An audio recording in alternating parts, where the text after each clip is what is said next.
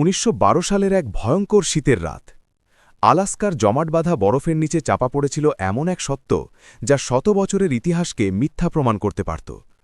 একজন মানুষ একাই সেই সত্যের মুখোমুখি হয়েছিল, আর সে যা দেখেছিল তা কেউ বিশ্বাস করেনি।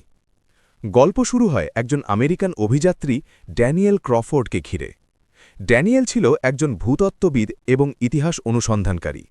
সে শুধু সোনা বা খনিজ খুঁজতে যেত না, বরং সে খুঁজত ইতিহাসের হারিয়ে যাওয়া অধ্যায়গুলো। তার মতে পৃথিবীর অনেক জায়গায় এমন সব সভ্যতার চিহ্ন আছে যেগুলো এখনও কেউ খুঁজে পায়নি, বা খুঁজে পেলেও গোপন রাখা হয়েছে। ১৯১২ সালে যখন আমেরিকায় শিল্প বিপ্লবের পর নতুন নতুন আবিষ্কার হচ্ছে, তখন ড্যানিয়েল আলাস্কার উত্তরের একটি নির্জন অঞ্চলে অভিযানে বের হয়।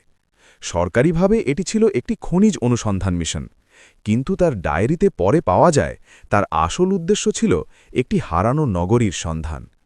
স্থানীয় ইনুইট জনগোষ্ঠীর মধ্যে একটি কাহিনী প্রচলিত ছিল। বরফের নিচে ঘুমিয়ে আছে পাথরের শহর, যেখানে আগুন কখনো নেভে না। ড্যানিয়েল এই গল্প শুনেই সিদ্ধান্ত নেয় এটা কেবল লোককথা নয়। তার সঙ্গে ছিল ৩ জন সহকারী, কয়েকটি কুকুর স্লেজ এবং সীমিত খাদ্য সরঞ্জাম। কিন্তু আলাস্কার প্রকৃতি কালো বন্ধ নয়। তুষার ঝড়, হিমশীতল বাতাস আর দিনের পর দিন অন্ধকার, এই সব কিছু তাদের যাত্রাকে ভয়ঙ্কর করে তুলেছিল। ৩ সপ্তাহের মাথায় তার ২ জন সহকারী অসুস্থ হয়ে পড়ে। একজন ফিরে যেতে বাধ্য হয়, আরেকজন মারা যায় ঠান্ডায়। কিন্তু ড্যানিয়েল থামেনি। তার ডায়েরিতে সে লিখেছিল, আমি জানি আমি কি খুঁজছি, আর আমি জানি এটা সত্যি। এক রাতে তীব্র ঝড়ের মধ্যে তার কুকুরগুলো হঠাৎ অস্বাভাবিক আচরণ করতে শুরু করে। তারা এক জায়গায় দাঁড়িয়ে চিৎকার করছিল, যেন কিছু অনুভব করছে। ড্যানিয়েল বরফ খুঁড়তে শুরু করে। প্রথমে সে ভেবেছিল পাথর, কিন্তু কিছুক্ষণ পর দেখা গেল সেটা একটা নিখুঁতভাবে কাটা পাথরের দেওয়াল। বরফের নিচে লুকিয়েছিল মানুষের তৈরি কাঠামো। তার হৃৎস্পন্দন বেড়ে যায়। সে আরও খুঁড়তে থাকে। কয়েক ঘণ্টার মধ্যে একটি প্রবেশপথ দেখা যায়, একটি দরজা, যা পাথরের তৈরি, কিন্তু তাতে খোদাই করা ছিল অদ্ভুত প্রতীক। এই প্রতীকগুলো কোনো পরিচিত আমেরিকান বা ইউরোপীয় সভ্যতার নয়। ড্যানিয়েল দরজাটি খুলতে সক্ষম হয়। ভেতরে ঢুকতেই সে অবাক হয়ে যায়। ভেতরে কোনো বরফ নেই, বরং উষ্ণ বাতাস। একটি বিশাল হলঘর, যার দেওয়ালে আগুন জ্বলছে, কিন্তু কোনো জ্বালানি নেই। পাথরের স্তম্ভগুলো এত নিখুঁতভাবে তৈরি যেন আধুনিক প্রযুক্তি ব্যবহার করা হয়েছে। ড্যানিয়েল বুঝতে পারে এটা কোনো সাধারণ জায়গা না। সে সামনে এগিয়ে যায়। এক কক্ষে গিয়ে সে দেখতে পায় মানুষের কঙ্কাল। কিন্তু কঙ্কালগুলো স্বাভাবিক নয়, এগুলোর মাথার গঠন আলাদা, যেন তারা ভিন্ন কোনো জাতির। তার পাশে ছিল ধাতব যন্ত্র, যেগুলো সে আগে কখনো দেখেনি। ড্যানিয়েল তার নোটে লেখে, এটি পৃথিবীর কোনো পরিচিত সভ্যতার অংশ নয়। সে আরও ভেতরে যায়।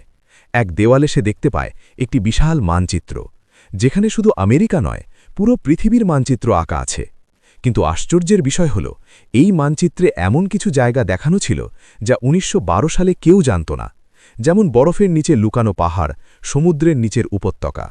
ড্যানিয়েল বুঝতে পারে এই সভ্যতা হয়তো আমাদের চেয়েও উন্নত ছিল, কিন্তু তারা কোথায় গেল? হঠাৎ সে একটি শব্দ শুনতে পায়। কেউ যেন হাঁটছে। সে থেমে যায়। তার হাতে থাকা লণ্ঠন কাঁপতে থাকে। অন্ধকার থেকে একটি ছায়া নড়ে ওঠে। প্রথমে সে ভেবেছিল এটা তার কল্পনা, কিন্তু না, ছায়াটি ধীরে ধীরে সামনে আসে।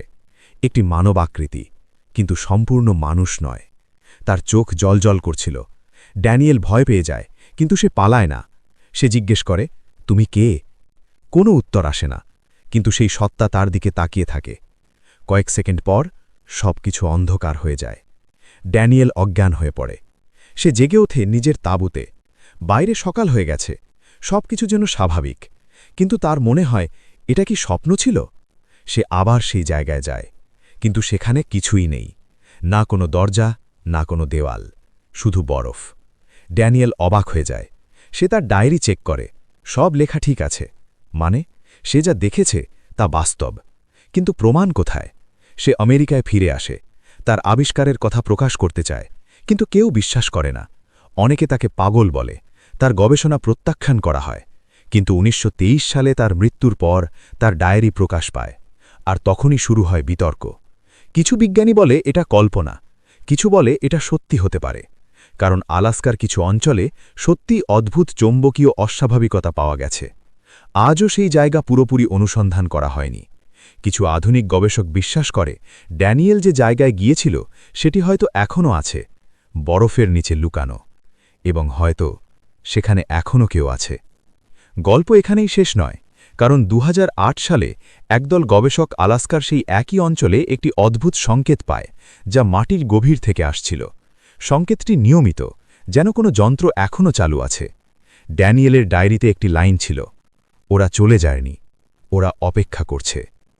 এখন প্রশ্ন হল, ড্যানিয়েল কি সত্যিই একটি হারানো সভ্যতা খুঁজে পেয়েছিল, নাকি সে এমন কিছু দেখেছিল যা মানবজাতির জন্য এখনও প্রস্তুত নয়?